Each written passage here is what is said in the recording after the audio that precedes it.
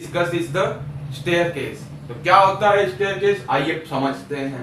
तो staircase series of step होती है। स्टेयरकेस, स्टेयरकेस को चालू भाषा में क्या बोलते हैं, सीढ़ी या चढ़ाव, या आपकी भाषा में जो भी बोलते हो आप समझ गए होंगे। वैसे तो ये हमारे क्या काम आती है, एक फ्लोर से दूसरे फ्लोर में जाने के काम आती है, ठीक है। तो इसको क्या बोलते हैं, staircase is a series of steps. दिखती कैसी है, कुछ इस प्रकार की दिखती है। आपके घर में थोड़ी कुछ अलग दिखती होगी, है ना। तो इसमें जो उठा हुआ हिस्सा होता है, जो ये उठा हुआ हिस्से को बोलते हैं राइज, और ये जो ऐसा जिस पर अपन पांव रखते हैं उसको बोलते हैं ट्रेड, ठीक है। राइज और ट्रेड, ये वर्ड आपको याद रखना है, ये बहुत इंपॉर्टेंट। फिर ये जो हिस्सा जो बाहर निकला हुआ होता है, राइज से यहां से इतना बाहर निकला हुआ हिस्सा होता है, ये वाला हिस्सा, इसे क्या बोलते हैं, नोजिंग। क्या बोलते हैं, नोजिंग। और जो हिस्सा अंदर होता है उसे बोलते हैं गोइंग। क्या बोलते हैं, गोइंग, ठीक है।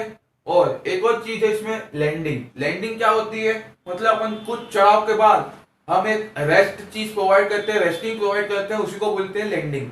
मतलब अपन ने पांच स्टेप चढ़ ली, उसके बाद एक बड़ी सी स्टेप आती है जिसमें अपन रेस्ट कर सकते हैं। फिर थोड़ा दो कदम चलने के बाद फिर वापिस से स्टेप आना चालू हो जाती है, तो उसी चीज को क्या बोलते हैं हम, लैंडिंग। तो ये मैंने प्लान रखा है। अब प्लान मतलब क्या होता है, प्लान मतलब होता है टॉप व्यू। टॉप व्यू या बर्ड आई व्यू, मतलब जो चिड़िया देख सकती है अपने घर को। चिड़िया कैसे देख सकती है, अगर अपना घर ऊपर से पूरा खुला हो तो। सपोज कीजिए आपका घर ऊपर से पूरा खुला है, छत नहीं है, और चिड़िया क्या देखेगी, वही आपको इस पे बनाना देता है, इसको बोलते हैं प्लान। देन फिर राइजर की वैल्यू कितनी होनी चाहिए हमारी बिल्डिंग में, मतलब स्टेयरकेस में 150 से लेके 200 mm तक होनी चाहिए। कितनी, 150 से 200 mm। ये एक भी चीज याद रखने की है, आपको दिमाग में रखने की है। देन ट्रेड, ट्रेड की वैल्यू कितनी होती है, 250 से लेके 300 mm तक की होती है ट्रेड की वैल्यू। कितनी, 250 mm से 300 mm तक, ठीक है। फिर नेक्स्ट पॉइंट है requirement of good staircases. Requirement of good staircase. तो गुड स्टेयरकेस की रिक्वायरमेंट क्या होगी, स्टेयरकेस ज्यादा बड़ी ना ज्यादा छोटी नहीं होना चाहिए, पहली चीज। ना तो ज्यादा बड़ी ना तो ज्यादा छोटी होना चाहिए। दूसरी चीज क्या होती है, इसमें एटलीस्ट वन लैंडिंग होना चाहिए, एक ऐसी लैंडिंग होना चाहिए, है ना। नेक्स्ट है इसमें मिनिमम नंबर ऑफ स्टेप्स कितनी होना चाहिए। इसमें मिनिमम नंबर ऑफ स्टेप्स कम से कम 3 और ज्यादा से ज्यादा 15 होना चाहिए एक लैंडिंग के पहले, ठीक है। देन एक और टर्म्स रिक्वायरमेंट है कि राइजर की वैल्यू 150 से 200 के बीच में होना चाहिए। अगला है ट्रेड की वैल्यू 250 से 300 के बीच में होना चाहिए, या ऐसा भी लिख सकते हैं कि not less than 250 and not more than 300। फिर एक और है पॉइंट हमारा कि there should be a one hand rail. Hand rail मतलब जिसको अपन पकड़ के चलते हैं वो होना चाहिए। क्या चीज, हैंड रेल होना चाहिए। तो ये थे रिक्वायरमेंट्स ऑफ गुड स्टेयरकेस। तो अब पढ़ते हैं टाइप्स ऑफ स्टेयरकेस। अब पढ़ते हैं types of stairs. Types of stairs कुछ 7 या 8 प्रकार की होती है, और ज्यादा भी होती है, तो हमारे कोर्स में सिर्फ इतनी है, हम इतना ही पढ़ेंगे। स्टेयर्स टाइप्स कितनी, 7 प्रकार की है।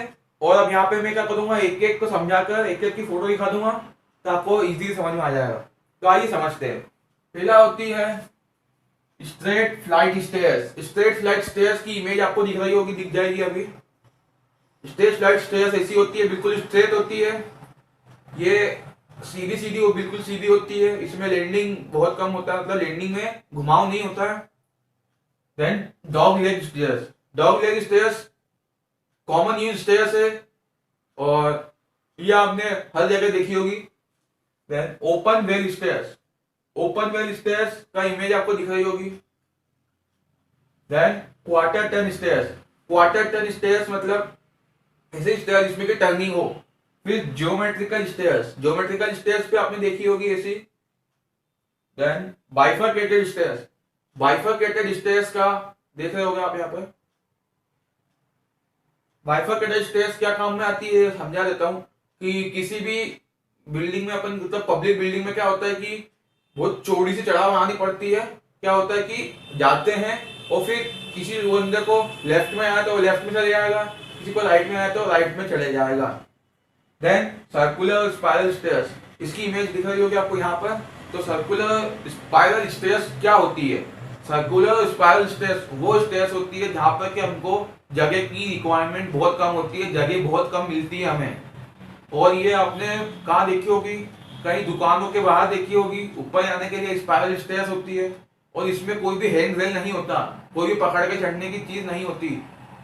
ठीक है, तो ये थे टाइप्स ऑफ स्टेयर्स। तो दोस्तों अब बात करते हैं एक क्वेश्चन की। तो ऐसा क्वेश्चन देके रखा है कि आपको एक डॉग लेग स्टेयर बनानी है। उसकी क्या देके रखी है? सीलिंग की हाइट देके रखी है 3.6 मीटर और स्टेयरकेस हॉल देख के रखा है कितना? 2.5 इंटू 5 मीटर। ठीक है, तो ये आपको क्वेश्चन स्क्रीन पे फ्लैश हो रहा होगा, वहां से आप क्वेश्चन नोट कर लेना और मैं आपको सॉल्व करने का तरीका बता देता हूं। तो गिवन क्या क्या चीज है पहले वो लिख लेते हैं।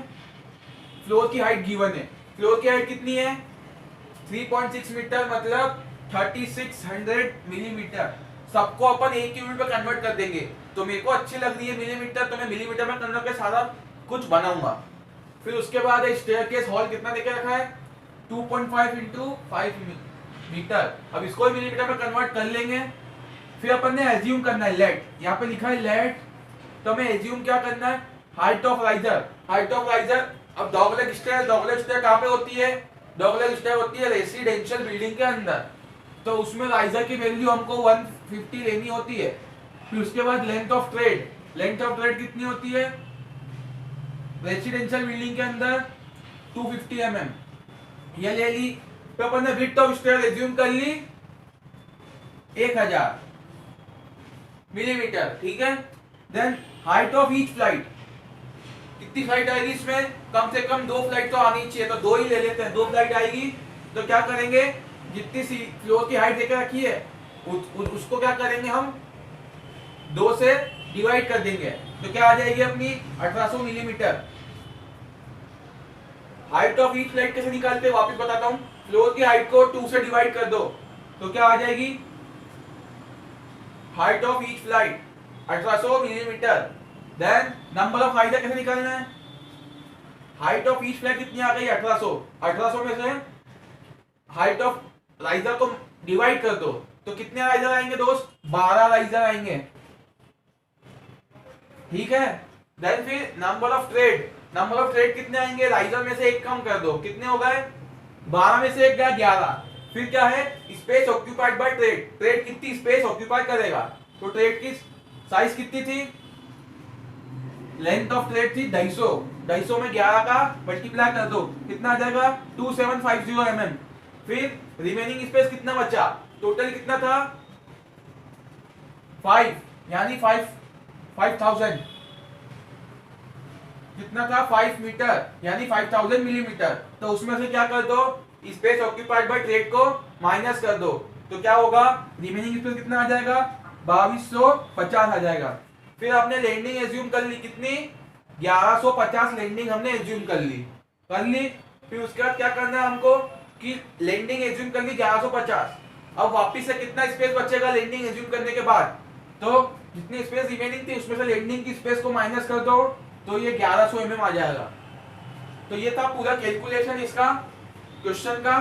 अब आपको मैं क्वेश्चन दिखाऊंगा ऑटोकैड की स्क्रीन के ऊपर, तो आपको वैसे का वैसा ड्रॉ करके आना है। डायमेंशन भी बता रखी है वहीं पे। तो अब देख लेते हैं ऑटोकैड पे और फिर आज की वीडियो खत्म करते हैं। तो फ्रेंड्स आप यहाँ पर देख सकते हैं, बिल्कुल यहाँ पर हमने बना दिया है डॉग लेग स्टेयर का ऑटोकैड में प्लान, और एलिवेशन भी बना दिया है। यहाँ पर जो जो डायमेंशन हमने बोले थे वही सब लिए हैं। यहाँ पे देख सकते हैं सारे डायमेंशन सेम टू सेम है। तो ऐसा ही बनती है डॉग लेग स्टेयर।